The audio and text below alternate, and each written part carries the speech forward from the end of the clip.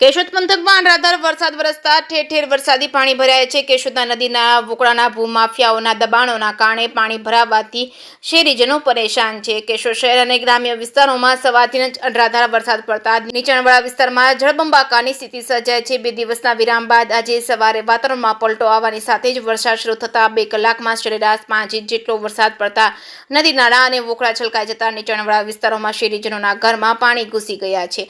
કેશોદ શહેરી વિસ્તારમાં પસાર ઉતાવળિયા નદી અને ટીલોડી નદીમાં ઘોડાપુર આવતા જ વરસાદનું પાણી વહેણમાં ભળી ન શકતા વિસ્તારમાં ભરાઈ ગયું હતું અને કેશોદ નગરપાલિકા દ્વારા નદી નાળા વોકળાના વહેણમાં ભૂમાફિયા દ્વારા કરવામાં આવેલા દબાણો દૂર કરવાને બદલે માત્ર નોટિસ આપી સંતોષ માની શહેરીજનોને ભગવાન ભરોસે છોડી દેતા તંત્રના પાપે કેશોદવાસીઓ હેરાન પરેશાન થઈ રહ્યા છે. ચોમાસામાં શરૂઆતમાં જ કેશોદ શહેરની કફોડી પરિસ્થિતિ સર્જાય છે ત્યારે જવાબદાર તંત્ર શહેર ભલામણો નેવે મૂકી દાદાનું બુલડોઝર ભૂમાફિયાના દબાણ દૂર કરવા ચલાવશે નહીં તો આવનારા દિવસોમાં વધુ કફોડી સ્થિતિનું નિર્માણ થશે અને શહેરીજનોને જાનમાલની મિલકતની નુકસાની વેઠવી પડશે. કેશોદ પંથકમાં 2 દિવસના વિરામ દરમિયાન ખેડૂતોએ વાવેતર કરી લેતા ખેત પેદાશો માટે વરસાદ સમયસરનો ગણાશે અને જ્યારે અમુક ખેતીવાડી વિસ્તારમાં વરસાદી પાણીનો નિકાલ માટેની ગાડીઓ ગરનાળામાં દબાણો થતા ખેતરોમાં પાણી ભરાવાથી બિયારણ વાવેતર નિષ્ફળ જવાની સંભાવનાઓ વચ્ચે ખેડૂતો ચિંતાગ્રસ્ત બન્યા છે. કેશોદના જનપ્રતિનિધિઓ, પદાધિકારીઓ, આગેવાનો વિસાવદરના પરિણામો જોઈ આવશ્યક સેવાઓ આપવામાં ગંભીરતાથી કામગીરી હાથ ધરશે નહીં તો ગમે ત્યારે જન આક્રોશનો સામનો કરવો પડશે.